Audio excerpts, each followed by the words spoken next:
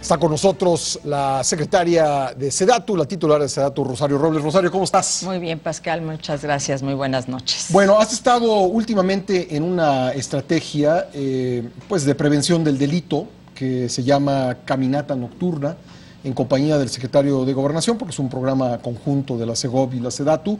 Pero el tema esencial aquí es la prevención, es la recuperación de espacios que han sido pues abandonados por la ciudadanía, particularmente por las mujeres, ¿no? En diferentes ciudades del país. Estás haciendo estas caminatas en distintas ciudades. Cuéntanos un poco de esta experiencia que se ha logrado. Bueno, ha sido muy importante porque además es inédito en nuestro país, Pascal, que secretarios de Estado caminen en la noche con la gente, con las mujeres, recorran lo que ellas todos los días tienen que recorrer en colonias y en lugares donde se considera que hay una circunstancia de delito y de inseguridad importante.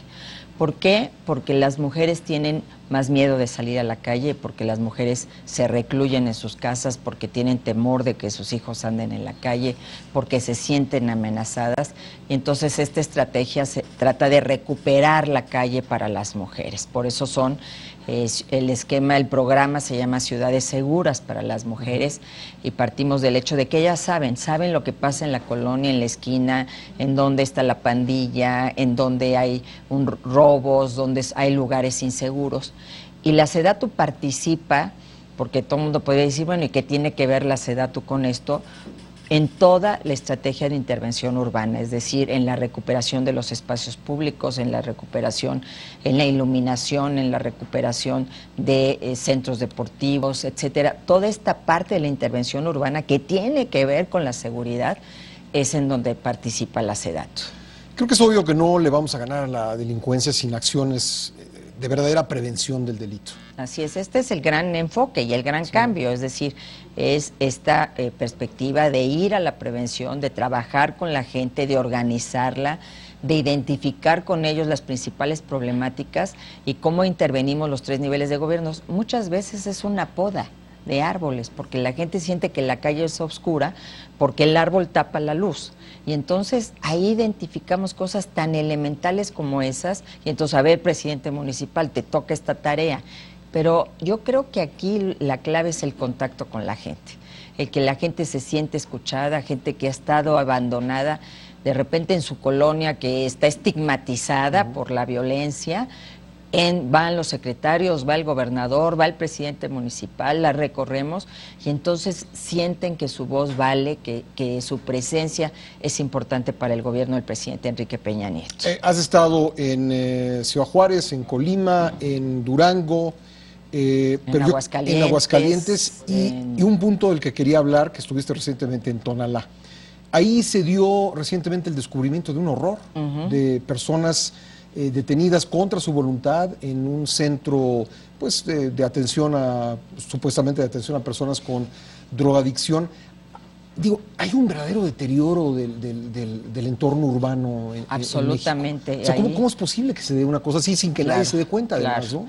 Nosotros fuimos a una colonia que se llama Jalisco, que es de 150,000 habitantes, y que si tú vieras la condición en la que está esa colonia de abandono, pues realmente entiendes también la problemática y el deterioro del tejido social. Sí. Mucho problema de adicción, y ahí te lo dicen las mujeres, y son las madres de esos jóvenes.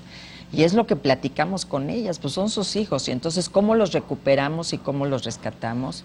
Ves calles que son verdaderos bocas de lobo, es decir, simple y llanamente totalmente oscuras, donde tienen que ir de la mano con sus hijos. Entonces, bueno, que se descubran estas situaciones, pues si no hay ni iluminación, imagínate, no hay ni policía, la poca policía que hay no se da abasto para... municipal no se da abasto para este tipo de problemáticas. Tú dijiste recientemente que el tamaño de la mancha urbana en este país, de las distintas manchas urbanas, ha crecido creo que 8 veces en décadas recientes. Y yo creo que hay una cosa muy clara, que en décadas recientes también un abandono paulatino del Estado en estas zonas. No, bueno, y sobre todo este crecimiento en las zonas periurbanas de las ciudades, que es donde están asentamientos muchas veces irregulares, gente que vive en condiciones de pobreza y que son 2 ciudades. Esa es la desigualdad que caracteriza este crecimiento. 9 veces, 8 o 9 veces que crecen las ciudades, 2 veces la población. Entonces nos estamos expandiendo horizontalmente sin que lleguen ahí los servicios y todas las posibilidades de todo lo que implica la seguridad, etcétera. Claro. Y parte del debate que tenemos muy importante y discutiendo con el Congreso de la Unión, particularmente con el Senado, es la reforma a la Ley de Asentamientos Humanos, que tiene 40 años, que tiene que modificarse sustancialmente atendiendo a este México de hoy, un México urbano, un México metropolitano, un México que tiene que planear y que tiene que crecer de manera más ordenada hasta para las cuestiones de seguridad. Bueno, ¿cómo es posible que en tiempos recientes hayamos desarrollado pues enormes unidades o espacios habitacionales sin servicios, sin parques, muchas veces sin un transporte adecuado? ¿Cómo se revierte eso? Y muy lejos. ¿Cómo empezamos otro tipo de política en el sentido y muy lejos de sus centros de trabajo? Así es. Pues desde el primer día del gobierno del presidente Peña, creo que es muy importante señalarlo, se instruyó para que la política de vivienda se modificara sustancialmente. Entonces, todos los desarrollos ahora tienen la obligación de tener precisamente estos espacios de esparcimiento, espacios públicos, espacios deportivos. Los desarrollos ya están implicando hipotecas verdes, es decir, casas con ecotecnologías, ya tienen 2 habitaciones para que la gente no viva en una condición de hacinamiento. Se está buscando que estén cerca, si no de las fuentes de trabajo, sí de las vías de comunicación para que la gente pueda llegar a sus centros de trabajo, y entonces que no se abandonen estos lugares, porque hoy tenemos miles de viviendas abandonadas que se construyeron antes precisamente fuera de las ciudades y que se convirtieron en un problema para la gente y sobre todo para las mujeres, porque representaba dejar todo el día a sus hijos solos ahí, a merced de cualquier circunstancia, porque entre que iban al trabajo y regresaban se llevaban todo el día, y eso es totalmente ineficaz, improcedente. La gente finalmente abandona esos lugares, va y renta donde les sea mucho más cercano a su trabajo estar viviendo. Entonces todo esto se está tratando de modificar, pero como el municipio tiene la competencia, Pascal, esto es bien importante, yo lo asemejo mucho al tema del mando único. Sí. El municipio tiene la competencia en el uso del suelo, por eso en la ley tenemos que distribuir competencias en los 3 niveles de gobierno y respetando al municipio, pero obligando a una planeación y a una coordinación que permita poner orden a todo este crecimiento y a esta condición especulativa que se dio mucho tiempo. Y la seguridad jurídica, ¿no? Bueno, y la certeza jurídica, que es una de las instrucciones del presidente Peña. Nosotros estamos en un trabajo muy arduo para que todas estas zonas, muchas de ellas... No hay escrituras en muchos casos. Bueno, son zonas... Se creció sobre la propiedad social, sobre ejidos sobre todo. Y entonces todavía hay lugares en donde el ejido sigue siendo el dueño, pero la gente tiene 40 años viviendo. Hemos estado entregando escrituras. Recientemente el presidente fue a Altamira, Tamaulipas, a entregar escrituras a gente que tenía más de 40 años viviendo ahí, y apenas pudimos conciliar a los ejidatarios, que ya son los hijos de los hijos, con la gente que tiene años ahí viviendo. Y te puedo decir pistas de aeropuertos que están sobre propiedad social.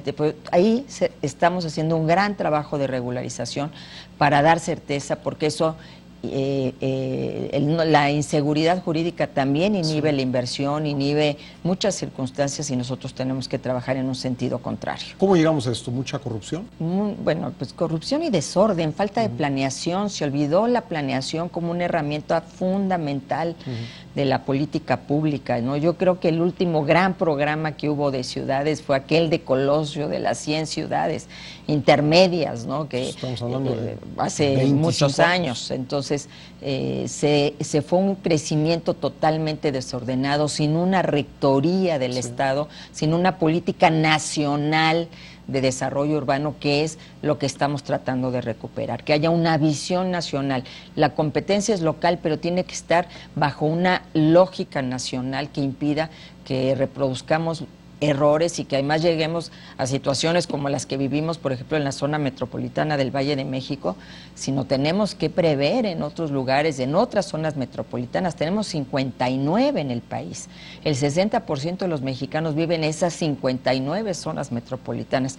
Ahí tenemos que poner el acento del crecimiento ordenado y para eso requerimos una ley que nos dé dientes, que le dé dientes a la Federación, que le permite intervenir de manera mucho más eficaz, Pascal. Bueno, mientras tanto, tú continúas con estas caminatas. Así es. Con el secretario de Gobernación. Con el secretario de Gobernación, y próximamente regresaremos ya a muchos de estos lugares, ya da resultados de los proyectos que se han instrumentado, de los programas que se han aplicado, de las obras que se han realizado, porque es muy importante que esa confianza que depositó la gente en nosotros, sobre todo las mujeres, pues se vea correspondida.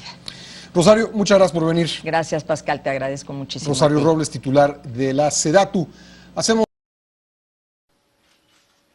Te invitamos a seguir cuestionando la información con los siguientes videos.